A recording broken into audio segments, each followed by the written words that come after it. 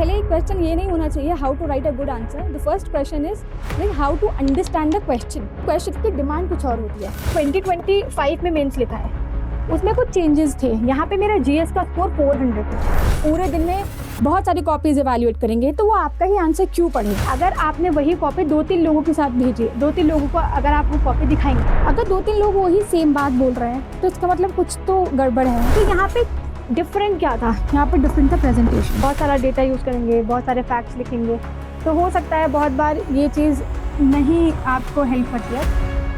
Hello everyone, I'm Nabia Parvez. I secured All India Rank 29 in UPSC CSE 2025. And first, I would like to give a brief introduction about my journey. That it was my 6th attempt, and I have written mains twice. So here I am to discuss the answer writing strategy with all of you. So let's begin. First of all, the first question is how to write a good answer. तो मुझे लगता है पहले ही question ये नहीं होना चाहिए how to write a good answer. The first question is like how to understand the question, because आप लिखेंगे वही जो आपको समझ में आएगा, तो इसके लिए क्वेश्चन को समझना बहुत ज़रूरी है। तो हम आंसर पे जंप करने से पहले इट्स बेटर कि हम पहले ये समझें कि क्वेश्चन को कैसे रीड करना है, उसके बाद हम ये समझ सकते हैं कि एक अच्छा आंसर क्या होता है या एक अच्छे आंसर में हम क्या लिखते हैं। देखिए, क्वेश्चन आपके पास जीएस में 20 क्वेश्चन होते हैं आपके पास, जिसमें 10 मार्कर भी होते हैं और 15 मार्कर भी होते हैं। तो ये 150 वर्ड की लिमिट होती है, यहाँ 250 वर्ड्स की लिमिट होती है। तो आपको क्वेश्चन में क्या करना है, आपको क्वेश्चन को रीड करना है। देखिए, रीड तो सब करते हैं, आपको कम से कम 2 बार अपने क्वेश्चन को रीड करना है। Why I am saying this, क्योंकि कई बार ऐसा होता है हम जब एक बार क्वेश्चन पढ़ते हैं तो हम गलत इंटरप्रेट कर लेते हैं या हम वो आंसर करने की कोशिश करते हैं जो हमें पता होता है, लेकिन क्वेश्चन की डिमांड कुछ और होती है। क्योंकि अगर आपने क्वेश्चन रीड किया, आपने पूरा पेपर लिख दिया, आपने पूरा आंसर कर भी दिया और आपने डिमांड नहीं उसकी फुलफिल की है तो आपको नहीं मार्क्स मिलेंगे। तो वहाँ शायद बहुत सारे लोगों को नहीं समझ में आता कि हमें मार्क्स क्यों नहीं आए। तो इसलिए पहले आंसर पे जंप करने से पहले हमें क्वेश्चन को समझना बहुत जरूरी है। तो first thing is read carefully, and come से कम आपको 2 बार पढ़ना पड़ेगा कोई भी क्वेश्चन। सेकेंड इज आपको एक स्ट्रक्चरिंग करनी पड़ेगी। ये आपको काम आंसर लिखने से पहले करना है, इसलिए मैं ये चीज़ पहले बता रही हूँ। स्ट्रक्चरिंग करनी पड़ेगी, वो भी मेंटली, कि आपको कितना स्पेस अपना इंट्रोडक्शन को देना है, कितना स्पेस बॉडी को देना है, बॉडी में आपको क्या क्या डिमांड फुलफिल करनी है, और थर्ड इज द कंक्लूजन, आपको कंक्लूजन को कितना देना है। क्योंकि आपका 10 मार्कर क्वेश्चन में 2 पेजेस होते हैं और 15 मार्कर में 3 पेजेस होते हैं, तो आपको कैसे वो स्ट्रक्चरिंग करनी है, तो आपको इस चीज़ पर ध्यान देना है। Okay, let's start with how to write a good answer. देखिए, हमें पता है एक जनरल फॉर्मेट यही होता है कि आईबीसी में हम आंसर को लिखते हैं। I stands for intro, B for body and C for conclusion. Word limit तीनों में डिफरेंट होती है, 150 for 10 marker and 250 for 15 marker. तो आपको ये डील करना है। सबसे इंपॉर्टेंट चीज जो यहाँ पे है वो है इंट्रोडक्शन। इंट्रोडक्शन को हम फर्स्ट एक्सप्रेशन बोलते हैं, इंट्रोडक्शन को हम फर्स्ट इंप्रेशन बोलते हैं। क्यों ऐसा मैं बोल रही हूँ, क्योंकि एग्जामिनर को नहीं पता कि आपको कितना आता है, आपने कितना प्रिपेयर किया है, या आपने कितनी आंसर राइटिंग की है, या आपकी प्रिपरेशन किस लेवल की है। उन्हें सिर्फ दिखता है आपका आंसर। और जो इंट्रोडक्शन है वो एक ट्रेलर की तरह होता है, जिसे आपको एक ट्रेलर की तरह डील करना चाहिए। क्योंकि आप खुद सोचिए, आपको ऐसा आंसर लिखना है, आपको ऐसा इंट्रोडक्शन लिखना है जो इंगेजिंग हो। क्योंकि एग्जामिनर जो है वो बहुत सारी चीज़ें, वो पूरे दिन में बहुत सारी कॉपीज इवैल्यूएट करेंगे, तो वो आपका ही आंसर क्यों पढ़े। तो आपको ये सोच के आंसर लिखना है। The first thing is introduction. Introduction, as I said, your first impression. तो वो फर्स्ट इंप्रेशन में आपको ऐसे क्या लिखना है कि आपको समझ में, एग्जामिनर को आपका आंसर पढ़ के अच्छा लगे। ओके, पहली जो चीज़ होती है, आपको क्वेश्चन को बहुत ध्यान से पढ़ना है। क्वेश्चन को 2 बार तो रीड करना ही करना है। फर्स्ट थिंग इज आपका इंट्रोडक्शन रेलेवेंट होना चाहिए। रेलेवेंट इंट्रोडक्शन से मतलब है कि आप जो पूछा गया है आप वो बताइए, आप वो मत बताइए जो आपको आता है। तो इन दोनों चीजों में बहुत डिफरेंस होता है। Second is your introduction should reflect the demand of the question, क्योंकि वहां पता चलना चाहिए कि आपको क्वेश्चन समझ में आ गया है। तो ये इंट्रोडक्शन वाला पार्ट आपको ऐसे करना होता है। अब बहुत सारे लोगों को ये कन्फ्यूजन होता है कि इंट्रोडक्शन में हम लिखे क्या। तो देखिए हर सब्जेक्ट का इंट्रोडक्शन अलग होता है और आप कैसे कर सकते हैं, जैसे अगर आपके पास पॉलिटी है, अगर आपके पास आप पॉलिटी लिखते हैं तो इट्स बेटर कि अगर आप कोई आर्टिकल डालें या कोई जजमेंट डाल दें, कोई फिलॉसफी अगर आपने पढ़ी है, कोई आपके पास कोई कुछ कोट है जो कि पॉलिटी वाले सेक्शन के उस क्वेश्चन की डिमांड से डील कर पा रहा है, तो आप उसे डाल सकते हैं पॉलिटी में। ऐसे ही हर सब्जेक्ट की अलग होती है। फॉर एग्जाम्पल अगर आपके पास इकोनॉमी का कोई क्वेश्चन है तो आप उसे करंट अफेयर से लिंक कर सकते हैं। आपके पास हिस्ट्री का कोई क्वेश्चन है तो हिस्ट्री में आप क्या कर सकते हैं कि आपने जैसे रिवोल्ट ऑफ 1857 आया मान लीजिए, तो इसका बेटर आपको ये पता है कि ये रिपीटेड थीम है, तो आप क्या करें इसमें कि आप इंट्रोडक्शन को पहले ही प्रिपेयर कर लें। मेरी क्या स्ट्रैटेजी होती थी, मैं इंट्रोडक्शन और कंक्लूजन पहले ही प्रिपेयर कर लेती थी, तो जिससे मेरा टाइम वहाँ सेव हो जाता था। आपको मेंस में टाइम को सेव भी करना है क्योंकि आपको बहुत लिखना पड़ता है। तो आप टाइम कैसे सेव कर सकते हैं कि अगर आप जो ये सोचने वाला पार्ट है थोड़ा अपना कम कर लेंगे, तो आप कैसे सोचने वाला पार्ट कम कर सकते हैं कि आप इंट्रोडक्शन और कंक्लूजन पहले ही प्रिपेयर कर लीजिए और जो आपका जो सोचने का टाइम है वो मेन बॉडी को दे दीजिए। तो इससे आप कर सकते हैं। और ऐसा भी हो सकता है कि क्वेश्चन डिफरेंट आ जाए, तो आप अपने जो इंट्रोडक्शन है, अपने जो कंक्लूजन है, उसे वहाँ पर ही आप मॉडिफाई कर सकते हैं कि वो क्वेश्चन की डिमांड को फुलफिल करें। जैसे मैं आपको दिखाती हूँ मेरा आंसर, ये मेरा आंसर है। इसमें क्लियरली पूछा है what are rare earth elements, तो इसमें क्लियर था, इसमें कुछ ऐसे बताने वाली चीज नहीं थी। And discuss the multi dimensional implication of uneven distribution of rare earth elements in the world. तो देखिए मैंने क्या किया, मैंने सिंपल यहाँ पे अपना पूरा इसकी डेफिनेशन जो भी मुझे पता थी मैंने लिख दी। लेकिन आप यहाँ पे देखिए आपको क्वेश्चन को सब पार्ट में डिवाइड करना आना चाहिए। जैसे यहाँ पे दो चीजें हैं, यहाँ मुझसे दो चीजें पूछी हैं, तो ये मेरा फर्स्ट पार्ट है और ये मेरा सेकेंड पार्ट है। और हमें पता है 10 मार्कर के लिए हमें 2 शीट्स मिलती हैं। यहाँ हमारा क्वेश्चन आ जाता है और यहाँ से हमारा मान लीजिए आंसर शुरू होता है। तो यहाँ पे आपको जब आंसर शुरू हो रहा है तो आप बस यहाँ डेफिनेशन लिख के जो उसने पूछा है वो लिख के खत्म नहीं कर सकते। फिर ये स्पेस बचेगा, ये स्पेस बचेगा, तो वो सेकंड पार्ट के लिए नहीं है वो स्पेस। आपको दोनों को इक्वल ही स्पेस देना पड़ेगा। इसलिए मैंने बोला क्वेश्चन को पढ़िए, 2 बार पढ़िए, क्योंकि हमें लगेगा कि बस उसने रेयर अर्थ एलिमेंट्स पूछा है, हम थोड़ा सा यहाँ डिफाइन कर देते हैं और जो मेन चीज है वो ये पूछी है, ये भी पूछी है, बस पहला पार्ट तो ये है ना। तो मैंने क्या किया, पहले इसको अच्छे से डिफाइन किया यहाँ पे, फिर मुझे लगा कि जब ये क्वेश्चन 2 पार्ट्स में डिवाइड है तो इट्स बेटर कि मैं इसको भी थोड़ा स्पेस दूं। तो मैंने यहाँ पे इसका मैप ड्रॉ कर दिया, पूरा मैंने मैप ड्रॉ किया। फिर मैंने यहाँ इसके कुछ कैरेक्टरिस्टिक्स लिख दिए जो मुझे लग रहा था कि इसमें जाने चाहिए, क्योंकि उन्होंने सिर्फ एक सिंपल लाइन लिख के छोड़ दिया है। तो यहाँ ये मैंने कैरेक्टरिस्टिक्स नीचे तक लिखे। उसके बाद आप सेकंड पार्ट को कर सकते हैं। तो आप इंट्रोडक्शन को इस तरीके से कर सकते हैं, ठीक है।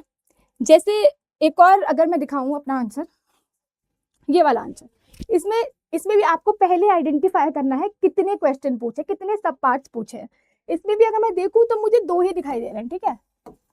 तो ये आपका पार्ट है। अगेन 2 शीट्स है आपके पास, अगर 2 सब पार्ट पूछे हैं तो इसका मतलब, या एक ही आपका सब पार्ट है तो सिर्फ वो यहाँ नहीं हो जाना चाहिए खत्म, क्या आप ये पूरी शीट आप सेकंड सब पार्ट को देंगे।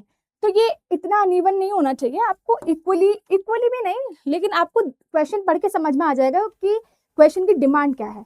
तो वही मैं बार बार इसी बात को बोल रही हूँ जो मैंने सबसे पहली स्लाइड में बोली थी कि क्वेश्चन को रीड बहुत ध्यान से कीजिए, आंसर लिखना बहुत अलग चीज है, क्वेश्चन का समझ में आना इंपॉर्टेंट है। तो यहाँ पे देखिए, यहाँ पे उन्होंने पूछा अर्बनाइजेशन ऑफ पॉवर्टी के बारे में, तो मैंने यहाँ पे पहले एक डेटा लिख दिया जो मुझे लगा यहाँ पे होना चाहिए, फिर मैंने अर्बनाइजेशन ऑफ पॉवर्टी को डिफाइन कर दिया, ठीक है। अब मैं चाहती तो यहाँ से अपना अर्बन पॉवर्टी वाला शुरू कर सकती थी, पर आपको नहीं लगता ये बहुत कम हो जाता? व्हाट इफ एग्जामिनर सोच के बैठे हो कि यहाँ पे ये एक क्वेश्चन है तो लाइक 5-5 इसको कर देते हैं डिवाइड। हमें नहीं पता क्या होता है डिस्ट्रीब्यूशन मार्क्स का, बट अगर आप ऐसे इमेजिन करके चले तो मैंने क्या किया, अर्बनाइजेशन ऑफ पॉवर्टी लिखा पूरा ऐसे, पूरा आपको अर्बनाइजेशन ऑफ पॉवर्टी लिखना है पूरा।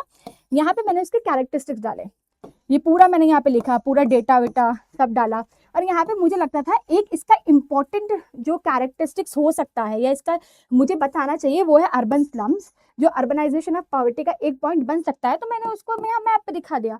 और हम पॉवर्टी के बारे में तो हम पढ़ते हैं, तो आपको अपनी प्रेपरेशन में जो भी पढ़ा है उसको अपने आंसर में लिखना है। आपको एक तो ये चीज़ बहुत ध्यान से समझ में आनी चाहिए। अब यहाँ पे अगर स्लम्स के बारे में होता तभी ये मैप नहीं बनता। ये मैप वहाँ भी, जैसे अब ये क्वेश्चन था, ये बहुत ब्रॉड क्वेश्चन है, अर्बनाइजेशन ऑफ पॉवर्टी। तो इतने ब्रॉड क्वेश्चन में क्या होगा कि आपको सारे पॉइंट इंटीग्रेट करने हैं। तो अगर आपको कोई पॉइंट ज़्यादा आता है, जैसे मुझे स्लम्स वाला पॉइंट आता था, तो मैंने यहाँ मैप बना दिया उसका, और उसे अच्छे से आप बता दीजिए आपको कौन कौन सी चीज़ें पता है। तो ये एक पॉइंट है, ये आपका क्लियरली हो जाएगा। Okay, let's move to the second part of the answer, that is main body. देखिए, ये होता है सबसे ज़्यादा इंपॉर्टेंट पार्ट। इंट्रोडक्शन में आपने पूरा अपना ट्रेलर दिखा दिया है, अब आपको मेन बॉडी में समझना पड़ेगा। देखिए, मेन बॉडी में तो आपको पहले तो वही बात है, आपको डिमांड समझ में आनी चाहिए क्वेश्चन की। अगर आपको सब कुछ समझ में आ गया है, डिमांड भी आ गई, आपको क्वेश्चन भी आ रहा है, तो अब मेन बॉडी में मार्क्स आप कैसे फेच कर सकते हैं। देखिए, पहली चीज तो डिमांड के बाद सबसे इंपॉर्टेंट चीज है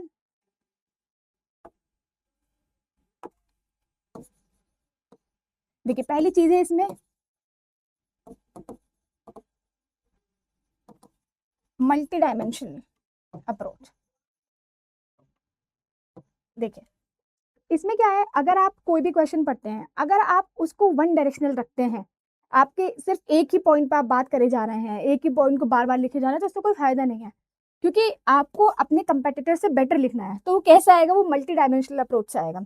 जैसे ये है, जब मैंने लिखा digitalization help in reform agriculture into enterprise, तो मैंने यहाँ मार्केटिंग लिखा, कनेक्टिविटी लिखा, इनकम लिखा, सेकेंडरी एग्रीकल्चर के बारे में लिखा। तो ये पॉइंट, और जबकि ये मेन डिमांड नहीं थी, क्वेश्चन की डिमांड कुछ और थी, लेकिन ये एक इंपॉर्टेंट सब पार्ट था। तो आपको मल्टी डायमेंशनल रखना बहुत जरूरी है अपने आंसर को। Okay, second is the presentation. देखिए, प्रेजेंटेशन मैं ऐसे क्यों बोल रही हूँ, प्रेजेंटेशन आपने जो पढ़ा है वो आपके कंपेटिटर ने भी पढ़ा है। सेकंड इज द प्रेजेंटेशन, क्योंकि आपने जो पढ़ा है वो आपके कंपेटिटर ने भी पढ़ा है। तो आप अपने आंसर को यूनिक कैसे बना सकते हैं। देखिए, कंटेंट तो सबके पास सेम ही है, तो आप कंटेंट में ज़्यादा कुछ कर नहीं सकते, तो आप प्रेजेंटेशन में बहुत कुछ कर सकते हैं। और प्रेजेंटेशन में क्या होता है, जैसे मान लीजिए आपने कोई फ्लो चार्ट बनाया, तो इससे आपका क्या होगा, आपका बहुत सारा टाइम सेव हो जाता है, क्योंकि आप अगर कोई भी चीज़ लिखेंगे तो उसमें बहुत सारा टाइम लगता है, और फ्लो चार्ट में टाइम सेव हो जाता है। तो आप अगर थोड़ा स्ट्रैटेजिकली सोचेंगे, जैसे अगर 20 क्वेश्चन पूछे हैं और मैं 10 में कोई ऐसी प्रेजेंटेशन, 10 नहीं 15 में कोई ऐसी प्रेजेंटेशन दे के आता हूँ, तो 15 का टाइम सेव हो जाएगा। और ये ऐसे करना, जैसे फर्स्ट में कर लिया आपको, तो थर्ड में कर लिया ऐसे कुछ, फिफ्थ में कर लिया ऐसे कुछ, तो इससे एग्जामिनर को भी ऐसा नहीं लगेगा कि आप सब में ही फ्लो चार्ट या साइकिल्स या डायग्राम बना के आ रहे हैं, और पूरा आपका एक बैलेंस्ड जो बुकलेट होगी बहुत बैलेंस्ड होगी। तो प्रेजेंटेशन वाला चीज आप कर सकते हैं। जैसे ये मैं क्या करती थी अपने आंसर में, जैसे मुझसे कोई क्वेश्चन था, उसमें पूछा गया था, तो मैं ऐसे, अब मुझे पता है कि टाइम का बहुत ज़्यादा इशू होता है मेंस में, नहीं लिखा जाता, और एंड तक आते आते आपकी एनर्जी और डाउन हो जाती है, और आपको 2 पेपर लिखने होते हैं। तो मैं क्वेश्चन में कोशिश करती थी ऐसे फ्लो चार्ट, मतलब ऐसे साइकिल्स, फ्लो चार्ट बना के अपना वो स्पेस, अपना वो टाइम बचा लूँ, अपनी एनर्जी बचा लूँ। तो ये अच्छा भी लगता था, जब भी मैं कॉपीज में लिखती थी तो मुझे बहुत अच्छा फीडबैक आता था। तो आप ऐसी चीज से अपना टाइम बचा सकते हैं, ऐसा भी ना लगे कि आप डेलिबरेटली कर रहे हैं, और प्रेजेंटेबल भी लगे। ओके, थर्ड इज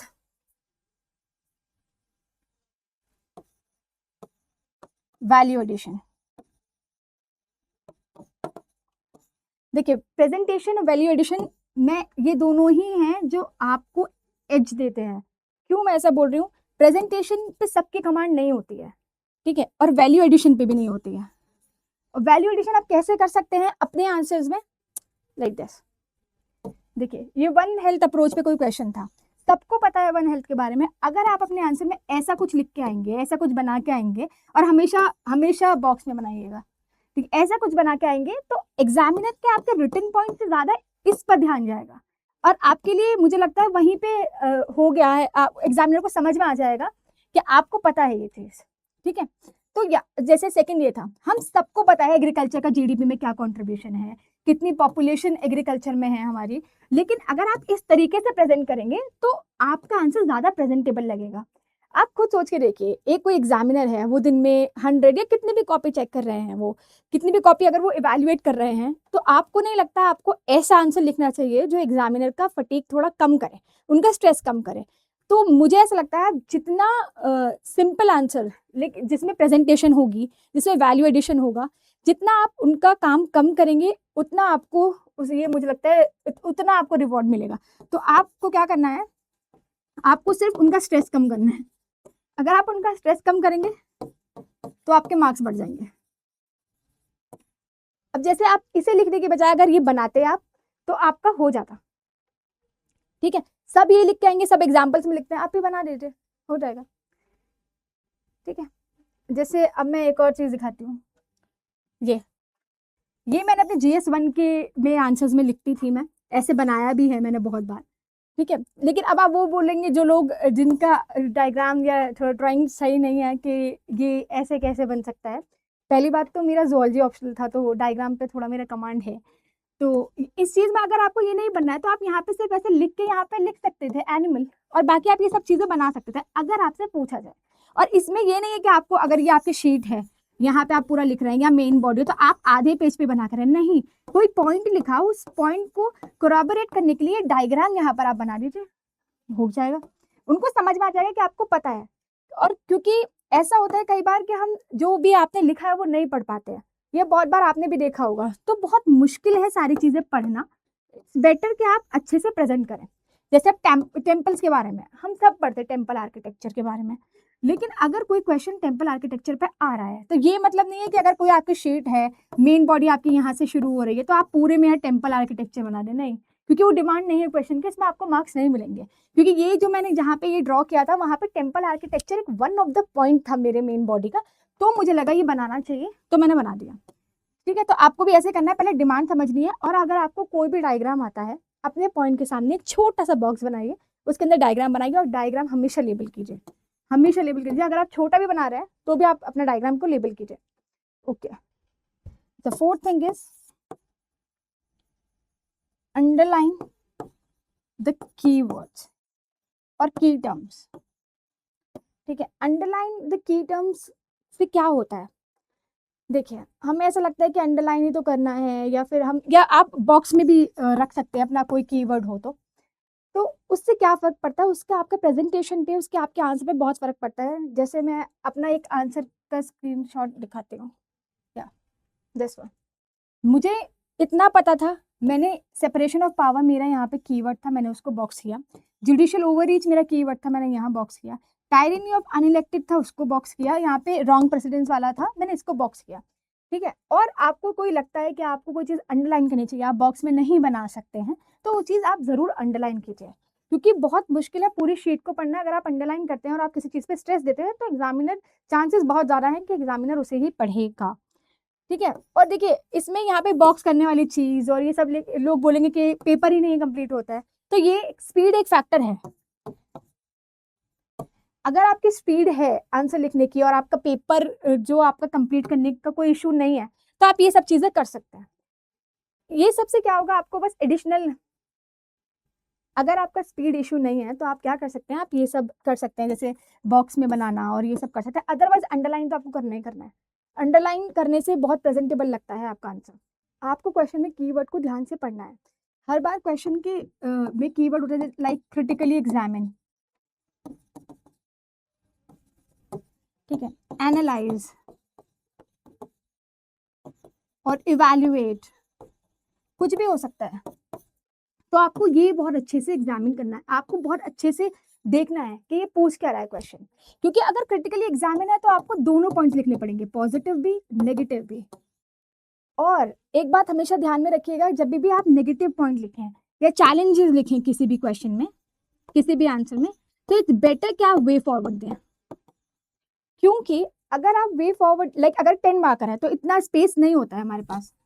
देखिए ये आपकी 2 शीट है, ये 10 मार्कर क्वेश्चन के लिए है, और आपका मान लीजिए कुछ भी, जैसे यहाँ पे इन्होंने क्रिटिकली एग्जामिन, वैसे 10 मार्कर पे बहुत मुश्किल से आता है, अगर आ गया तो आपको क्या करना है, पॉजिटिव लिखिए, आपको नेगेटिव यहाँ पे पूरा जो भी आपने लिख दिया। अगर आपका स्पेस नहीं बचता है तो आपको अपना वे फॉरवर्ड कंक्लूजन की तरह रखना है, अपना आपको अपना वे फॉरवर्ड कंक्लूजन की तरह रखना है। लेकिन अगर यही 15 मार्कर होता तो आप यहाँ से अपना पूरा शुरू करते और वे फॉरवर्ड यहाँ लिखते।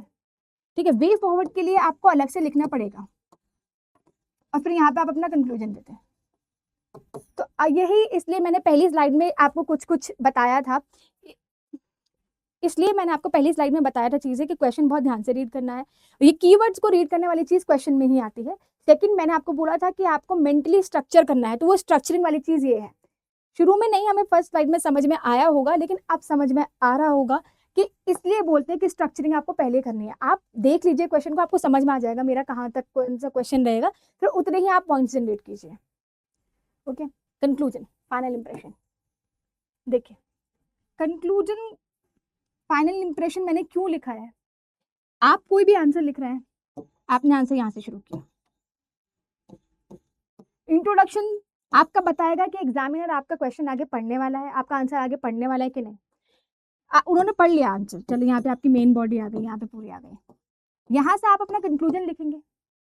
अब कंक्लूजन के बाद अगर आप ध्यान से सोचे तो कंक्लूजन के बाद मार्क्स दिए जाते हैं।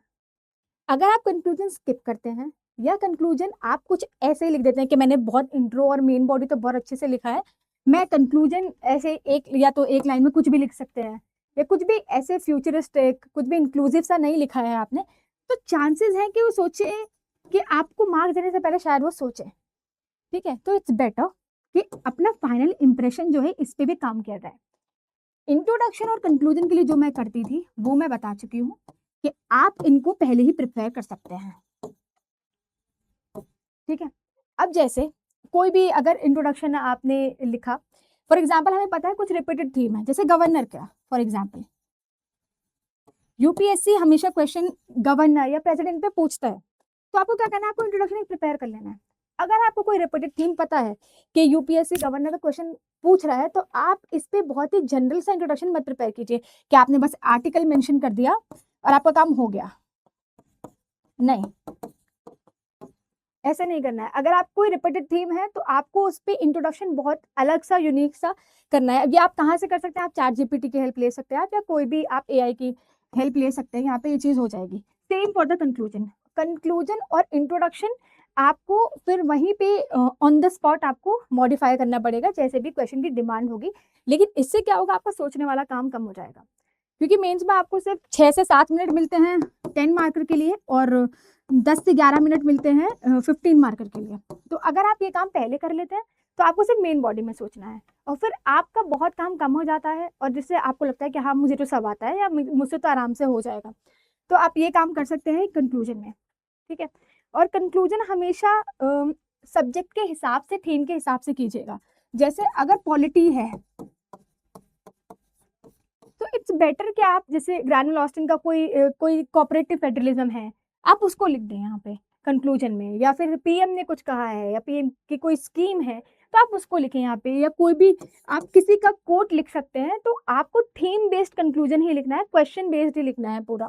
सेकेंड है जैसे अगर एनवायरनमेंट पे कोई क्वेश्चन है, जैसे कोरल रीफ है या कुछ भी है, तो आप इसे एसडीजी से तो आप जरूर इसे लिंक कर सकते हैं, बट प्रॉब्लम है कि हम इसे बस लिख देते हैं कि एसडीजी बाय 2030 ऐसे करके, पर आप कौन से एसडीजी की बात कर रहे हैं वो बताना बहुत जरूरी है। जैसे अगर कोई पावर्टी से ऊपर जैसा भी हमने क्वेश्चन देखा, उस पे पावर्टी के ऊपर एक क्वेश्चन था, तो आप कंक्लूजन में एसडीजी 1 नो पावर्टी करके लिख सकते हैं, क्योंकि आप नहीं एक्सपेक्ट कर सकते कि एग्जामिनर को सारे एसडीजीज याद होंगे। लेकिन अगर आप स्पेसिफिक लिख देंगे, जो कि एसडीजीज मुझे लगता है वो प्रीलिम्स के लिए भी बहुत इंपॉर्टेंट होते ही हैं, तो अगर आप यहाँ लिख देंगे तो वो एक अच्छा इंप्रेशन छोड़ेगा कि आपको आता है। ठीक है, तो आपको सब्जेक्ट के हिसाब से अपना लिखना है पूरा कि कौन से सब्जेक्ट में क्या लिखना है। ज्योग्राफी के लिए अलग, जैसे फॉर एग्जाम्पल हिस्ट्री है, तो हिस्ट्री में आपको क्या करना है, जैसे आपको आप किसी नेशनल मूवमेंट से आप, फॉर एग्जांपल हिस्ट्री है, अगर मैं हिस्ट्री का एग्जांपल लूँ तो आप इसे नेशनल मूवमेंट से लिंक कर सकते हैं, आप इसे इंडिपेंडेंस से लिंक कर सकते हैं। ठीक है, तो आप ये कुछ भी ऐसे कर सकते हैं दोनों में। ठीक है, तो आपको वो पूरा सोचना पड़ेगा। तो ये आईबीसी का पूरा हमारा फॉर्मेट रहता है और यही है पूरा। नेक्स्ट, अब मैंने आपको जो भी इसमें बताया है और हम इसको मेरे आंसर्स के थ्रू देखेंगे। मेरा आंसर मैंने आपको जो भी बताया है हम इस आंसर के थ्रू मैं आपको बताऊंगी कि मैं कैसे लिखती थी फाइनल। जैसे इसमें इंटरलिंकिंग ऑफ रिवर के बारे में पूछा है, ठीक है, offers a several benefits but also raises significant socio economic and environmental concerns, analyse. आपने क्वेश्चन पढ़ा, आपको क्वेश्चन 2 बार पढ़ना है, ठीक है, आपने क्वेश्चन चलो 2 बार पढ़ लिया, ठीक है। अब 2 बार पढ़ने के बाद क्या करना है, आपको अंडरलाइन करना है। आपको वहां पे एडिशनल क्वेश्चन पेपर मिलेगा, तो उस एडिशनल क्वेश्चन पेपर को आपको डिटैच करना है और उसमें अंडरलाइन करना है। या ये टेस्ट सीरीज का क्वेश्चन है, तो यहाँ पे मेरे पास क्वेश्चन पेपर नहीं था तो मैंने यही अंडरलाइन कर दिया था, ठीक है। अंडरलाइन करना है और अंडरलाइन करते हुए आपको ये आइडेंटिफाई करना है कि क्वेश्चन में पूछ क्या रहा है। देखिए, पहली बात तो उसने बेनिफिट पूछे हैं, दूसरी बात उसने सोशियो इकोनॉमिक चैलेंजेस पूछे हैं, एनवायरमेंटल कंसर्न्स पूछे हैं। आपको ये सब समझ में आ गया। सेकंड चीज मैंने क्या बताई थी, रीड किया आपने क्वेश्चन, आपने स्ट्रक्चरिंग की इस क्वेश्चन की। स्ट्रक्चरिंग में आपको पता है ये 15 मार्कर है, इसमें 250 वर्ड्स लिखने हैं। आपके पास 3 शीट्स है, आपके पास 3 शीट्स है। अब 3 शीट्स में आपको अपना आंसर डिवाइड करना है कि मैं कैसे लिखूंगा। अब यही नहीं है कि आप फर्स्ट वाले सब पार्ट को ही सारा फोकस दे देंगे या फर्स्ट को बिल्कुल स्किप कर देंगे, सेकंड पे ध्यान देंगे, ऐसा नहीं है। आपको तीनों को अच्छे से डिवाइड करना पड़ेगा कि मुझे इसमें क्या लिखना है, ठीक है। मैंने कैसे इंट्रोडक्शन शुरू किया, देखिए इंट्रोडक्शन में जो हमने बात की थी, इंट्रोडक्शन आपका रेलेवेंट होना चाहिए, जो क्वेश्चन की डिमांड को मीट करे। ये कोई इंटरलिंकिंग और रिवर का क्वेश्चन है, मेरे पास ऐसा कुछ था नहीं, मुझे बस ये पता था ये कमिटी है मिहिर शाह कमिटी जो कि इंटरलिंकिंग ऑफ रिवर के लिए है, तो मैंने यहीं से अपना आंसर शुरू कर दिया, क्योंकि इसमें कोई आर्टिकल या ऐसा कोई चीज़ तो नहीं लिख सकते हम, ठीक है। तो यहाँ से आपने किया, मैंने पूरा इसको बता दिया इंटरलिंकिंग ऑफ रिवर, क्योंकि मेरे पास और कुछ था नहीं यहाँ पे।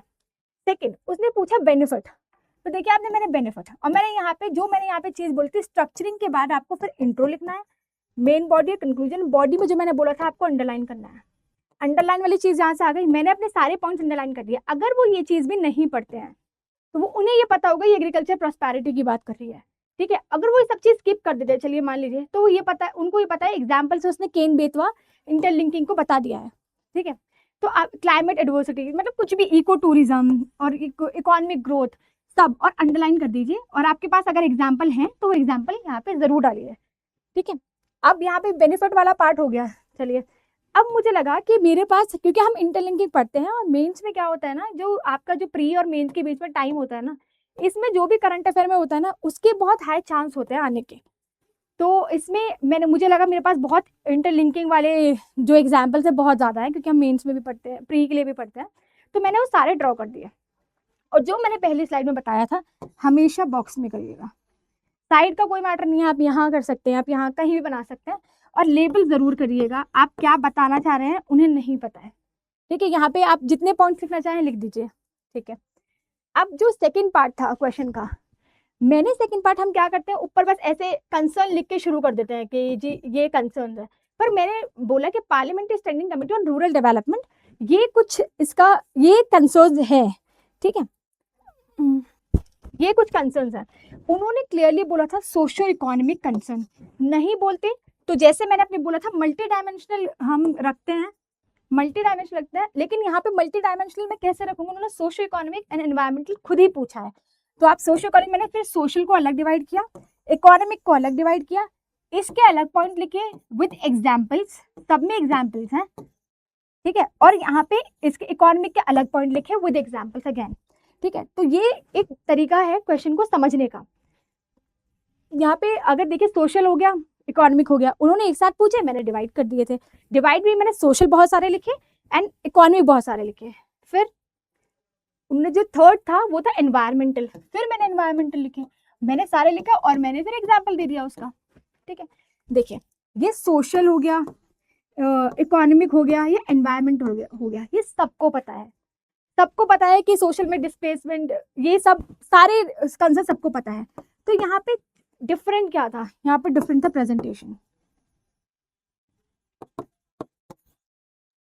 आपने किस तरीके से प्रेजेंट किया है, आपने पॉइंट लिखे एग्जाम्पल लिखा, पॉइंट लिखे एग्जाम्पल लिखा, हो गया, सबको ये चीज पता है, लेकिन आपने प्रेजेंट अच्छे तरीके से किया, तो आपका एक्सप्रेशन ये रहेगा सबको ये चीज़ पता है, लेकिन आपने प्रेजेंट इस तरीके से किया तो आपका इंप्रेशन ये रहेगा कि आपको ज़्यादा पता है या आपने बहुत प्रैक्टिस की है। देखिए, इंटरलिंकिंग वाले भी क्वेश्चन में हम सब ये पढ़ते ही हैं, लेकिन अगर आप यहाँ मैप बना देते हैं तो ये आपको एक एज देगा। ठीक है, तो ये चीज़ ध्यान रखनी है। क्वेश्चन की डिमांड को फुलफिल करना है, जो मैं बार बार बोल रही हूँ। अच्छा आंसर तभी लिख सकते हैं जब क्वेश्चन समझ में आएगा, क्वेश्चन के सारे सब पार्ट समझ में आएंगे, क्वेश्चन की डिमांड समझ में आएगी, तो ही आप रेलेवेंट आंसर लिख सकते हैं। और एक अच्छा आंसर जो होता है, देखिए वो बात तो है कि उसमें क्वालिटी उसकी बहुत अच्छी होती है, लाइक उसमें डेटा होता है, उसमें की टर्म्स होते हैं, ये सब तो होता ही है। पर अच्छा आंसर वो होता है जो क्वेश्चन की डिमांड को मीट करे, और क्वेश्चन की डिमांड को मीट करने के लिए आपको क्वेश्चन को पढ़ना बहुत जरूरी है, ध्यान से पढ़ना बहुत जरूरी है। जैसे मैंने जिस तरीके से क्वेश्चन डिवाइड किया है, आप चाहते हैं या फिर अगर आप ऐसे ही लिख देते इसको, यहाँ से अगर मेरे कंसर्न शुरू हो रहे हैं तो यहाँ पे हम सोशल लिख देते, या बहुत से बच्चे सोशल इकोनॉमिक साथ में लिख देते क्योंकि क्वेश्चन में साथ में पूछा है, वो यहाँ तक लिख देते, या अननेसेसरी उसको स्ट्रेच करते तो यहाँ तक ले आते, फिर एनवायरमेंटल लिखते फिर उसको यहाँ से स्ट्रेच करते पूरा यहाँ तक, फिर यहाँ पे पूरा खत्म हो जाता। तो यहाँ पे आपको ये ध्यान देने की जरूरत थी कि हम कैसे इसको अच्छे से लिख सकते हैं। ठीक है, तो प्रेजेंटेशन का बहुत इंपॉर्टेंट काम है। और जैसे मैंने बोला, जब भी कोई चीज़ में आप चैलेंजेस बता रहे हैं, जैसे यहाँ पे खुद ही उन्होंने कंसर्न पूछा था, तो इट्स इंपॉर्टेंट कि आप उसका वे फॉरवर्ड दें। वे फॉरवर्ड 15 मार्कर में इट्स बेटर कि अगर आप अलग से एक हेडिंग डाल के लिखें। अगर 10 मार्कर है तो आप सीधा कंक्लूजन में वे फॉरवर्ड लिख सकते हैं। ठीक है, लेकिन यहाँ मेरे पास स्पेस भी था और मुझे लग रहा था मुझे वे फॉरवर्ड लिखना चाहिए, तो मैंने ये पूरा आपने लिया। यहाँ पे भी मैं सेम चीज़ में अंडरलाइन ज़रूर करती थी हर चीज़ को, और एग्जाम्पल देने की कोशिश करती थी, और यहाँ पे फिर मैंने अपना कंक्लूजन लिख दिया। कंक्लूजन में दिख रहा होगा आपको एसडीजी लिखा है मैंने 13, तो क्लाइमेट एक्शन ब्रैकेट में आपको दिख रहा होगा। अगर मैंने एसडीजी मेंशन किया है तो उसके ब्रैकेट में मैंने एसडीजी 13 क्लाइमेट एक्शन पूरा बताया है, क्योंकि आपको सब बताना है। आपको ये लगना चाहिए कि मुझे खुद बताना है, आप एग्जामिनर पर रिलाई नहीं कर सकते कि उनको सब पता होगा, आपको बताना आना चाहिए। ठीक है, अब इम्पॉर्टेंट टिप्स जो मुझे लगता है जो मैंने सीखी है इतने साल की जर्नी में, इम्पॉर्टेंट टिप्स जो मुझे लगता है जो मैंने सीखी है इतने साल की जर्नी में, पहली चीज़ जो मैंने चेंज की, देखिए जो मैंने 2023 में मेंस लिखा था और जो 2025 में मेंस लिखा है, उसमें कुछ चेंजेस थे। यहाँ पे मेरा जीएस का स्कोर 400 था और यहाँ मेरा जीएस का स्कोर 445 था, तो दोनों में कुछ चेंजेस किए। मैं वो चेंजेस आपको बता देती हूँ। और चेंजेस से ज़्यादा जो मुझे लगता है एक एस्पिरेंट को पता होना चाहिए, या वो उन लोगों को जो अब मेंस लिखने वाले हैं या कभी लिखेंगे तो उनको पता होना चाहिए। पहली चीज़ तो यह है, मैंने ये जो चेंज किया था, मैं 1 to 20 गई थी इस बार। पहले जो मैंने किया था, मैं 10 मार्कर को, मतलब मैं शुरू के 2-3 10 मार्कर अटेम्प्ट करती थी, उसके बाद मैं 15 मार्कर अटेम्प्ट करती थी। इस बार मैंने 1 to 10 पहले किया, देन 11 to 20 किया। तो ये चीज़ तो पहले मैंने चेंज की थी अपने इसमें। सेकंड, इंट्रोडक्शन एंड कंक्लूजन पहले ही प्रिपेयर करके गई थी, ये मैंने पहले भी किया था, जो मुझे वहाँ भी काम आया था, और ये मैंने 2025 में भी किया, तो ये भी मुझे काम आया। थर्ड, प्रेजेंटेशन पे बहुत काम किया मैंने। अगर मुझे लगता है कोई भी क्वेश्चन बहुत ब्रॉड है, कुछ भी पूछा है, और मेरे पास कोई भी रेलिवेंट उसका मैप है, कोई भी अगर पाई चार्ट है, ठीक है, कोई भी वेन डायग्राम है, तो मुझे लगता था मैं उसे बनाऊंगी। पर हाँ, स्पेस का आपको देखना पड़ेगा। आपको ये नहीं, अगर आपकी ये शीट है तो आप इतना बड़ा मैप ही बना के इतना बड़ा मैप ही बना के आ रहे हैं कि लिखने का कोई स्पेस ही नहीं है, तो वो तो उससे पता चल जाएगा कि आपके पास कंटेंट नहीं है, आप डिलिबरेटली ये सब कर रहे हैं। ऐसा नहीं, आपको पता, आपको ये दिखाना है कि आपको आता है, पर आपको वैल्यू एडिशन भी आप कर रहे हैं साथ के साथ। और आप क्या कर सकते हैं इसमें, देखिए अंडरलाइन जरूर करिएगा, क्वेश्चन में भी अंडरलाइन कीजिएगा, उससे आपको पता रहता है कि आपको क्या डिमांड है क्वेश्चन की, और आप अपने आंसर में भी अंडरलाइन जरूर कीजिएगा। अपने आप को खुद एग्जामिनर बन के सोचिए, तो आपको शायद पता चलेगा कि अगर आपको, मान लीजिए आप पूरे दिन पढ़ते हैं यूपीएससी का, रात को आपको कॉपीज दे दी जाए कि इस कॉपी को इवैल्यूएट करो, तो आप इतने थके होंगे शायद आप पूरे कॉपी पढ़े भी ना, लेकिन आपको आइडिया कैसे मिलेगा ये कॉपी अच्छी कॉपी है या इस बच्चे ने बहुत अच्छे से काम किया है, तो वो आपको पता चलेगा उनके आंसर राइटिंग स्किल्स से। तो इसमें प्रेजेंटेशन का बहुत इंपॉर्टेंट रोल होता है। अंडरलाइन करेंगे तो भी उनका स्ट्रेस थोड़ा सा, उनका फटीग थोड़ा कम होगा। और इम्पॉर्टेंट एक चीज़ ये है कि इंफॉर्मेशन डंप ना करें अननेसेसरी। ये ना करें। आप बहुत सारा डेटा यूज़ करेंगे, बहुत सारे फैक्ट्स लिखेंगे, तो हो सकता है बहुत बार ये चीज़ नहीं आपको हेल्प करती है, लेकिन बहुत सारे टॉपर्स को करती भी है। बट उनकी भी स्टोरी सुननी चाहिए जिनकी नहीं करती है। तो आप बैलेंस रखिएगा, डेटा का, फैक्ट का, सबका बैलेंस होना चाहिए आंसर्स में, तो आप वो कर सकते हैं इसमें। और टाइम मैनेजमेंट एक बहुत इंपॉर्टेंट इशू होता है। देखिए यूजुअली क्या होता है, सब ऐसे बोलते हैं कि आपको 6 to 7 मिनट्स देने चाहिए फॉर 10 मार्कर, और 10 to 11 या जिसका जो भी है वो देने चाहिए फॉर 15 मार्कर। मैं ऐसे नहीं करती थी, मैं बार बार अपना वॉच नहीं देखती थी, तो मैं क्या करती थी, मैं 30 मिनट्स देती थी फर्स्ट 5 क्वेश्चन को, लाइक 1 to 5, कि अगर मैं फिर वहाँ पे मतलब मेरे पास वॉच होती थी, तो अगर मैं 25 मिनट्स भी मेरे हो जाते थे और मेरा क्वेश्चन बचता था, तो मैं कोशिश करती थी कि उस आधे घंटे में इस क्वेश्चन को 1 से 5 तो मेरे खत्म होने चाहिए। अगर 1 से 5 नहीं खत्म होता है, तो मैं कुछ भी करके पहली बार तो उसको खत्म करने की कोशिश करती थी, नहीं होता तो मैं 6 पे जंप कर जाते थे। और मैं कोशिश करती थी कि 6 to 10 जल्दी से करके मैं ये वाला आंसर जो मैंने इनकम्प्लीट छोड़ा है वो कर लूँ। लेकिन ऐसा बहुत ही कम हुआ है, टेस्ट सीरीज में हुआ है, जहाँ मुझे वापस आना पड़ा हो, क्योंकि जब मुझे लगता था आंसर में टाइम जा रहा है बहुत ज़्यादा, या फिर बहुत ज़्यादा मैं बहुत ज़्यादा टाइम ले रही हूँ, तो मैं क्या करती थी, मैं फ्लो चार्ट्स, डायग्राम्स, साइकिल जो मैंने आपको दिखाई, ऐसे साइकिल से आंसर को कवर करने की कोशिश करती थी, जो लगे कि मैंने आंसर छोड़ा भी नहीं है और मुझे जैसे बहुत आता है। तो ऐसा कुछ है, आप अगर इंप्रेशन छोड़ेंगे तो ये बहुत अच्छा है। बाकी मेंस में मुझे लगता है सबसे इम्पोर्टेंट तो आंसर राइटिंग स्किल ही है। आपकी आंसर राइटिंग स्किल्स ही हैं, जो भी आपको करना है। मैं जो करती थी मैं आपको सब बता चुकी हूँ, आपको दिखा भी चुकी हूँ मेरे आंसर्स में क्या क्या रहता था। तो बाकी लिखिए, रोज़ लिखिए, रोज़ प्रैक्टिस कीजिए अगर आपने नहीं की है। और क्योंकि रोज़ लिखने से मुझे लगता है आपको समझ में चीज़ें आने लगती है, and it's better self evaluation आप करें अगर तो। मेरा जो होता था, जब भी मैं कोई आंसर लिखती थी या कोई भी एफएलटी सॉल्व करती थी, तो मैं इवैल्यूएटर के पॉइंट ऑफ व्यू या इवैल्यूएटर के फीडबैक पे बहुत कम रिलाई करती थी। मुझे लगता था कि मैं 2025 की बात कर रही हूँ। 2023 में तो मैं रिलाई करती थी, ऑब्वियसली मुझे कोई एक्सपीरियंस नहीं था मेंस का। लेकिन जब मैंने 23 का मेंस दे दिया, मुझे चीज़ें समझ में आने लगी कि अब मैं कैसे कर सकती हूँ या क्या चीज़ है जो मेरे लिए वर्क कर रही है। तो 2025 में मैं सेल्फ इवैल्यूएशन करती थी। मैंने कोई आंसर लिखा, वो इवैल्यूएटर के पास गया, मैं सिर्फ मार्क्स देख लेती थी कि उनको क्या अच्छा लगा, क्योंकि आप अपनी कॉपी में नहीं बता सकते कि ये अच्छा है, ये बुरा है। तो मैं सिर्फ ऐसे फीडबैक देख लेती थी। और लेकिन आपको सारे फीडबैक को बहुत दिल पे लगाने की ज़रूरत नहीं है। बस आप अपनी गलतियों को देखिए। मैं यही करती थी, मैं जब भी मेरा फीडबैक आता था, मैं एक बार रीड कर लेती थी।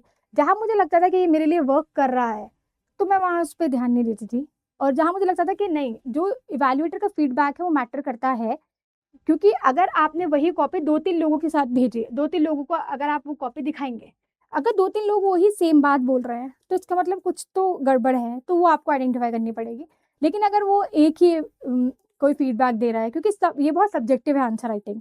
अगर कोई एक ही इंसान फीडबैक दे रहा है, तो इट्स बेटर कि आप उस पे ज़्यादा ना भरोसा करें, सेल्फ इवैल्यूएशन करें अपनी कॉपी का। कोई भी अच्छी मेंस की टेस्ट सीरीज़ उठाइए, उसके आंसर्स, जिसके आंसर्स बहुत अच्छे हों, जिसके आंसर्स में क्वालिटी बहुत बढ़िया हो, वो उठाइए, उससे अपने आंसर को मैच कीजिए कि आपने क्या नहीं लिखा है, और वहीं अपने जो टेस्ट कॉपी होती है वहीं मेंशन कर लीजिए कि मुझे अच्छा ये भी सब अपने आंसर में मेंशन करना चाहिए था। ठीक है? और बाकी टाइम के साथ तो आंसर बढ़िया हो ही जाएँगे फिर। And thank you so much.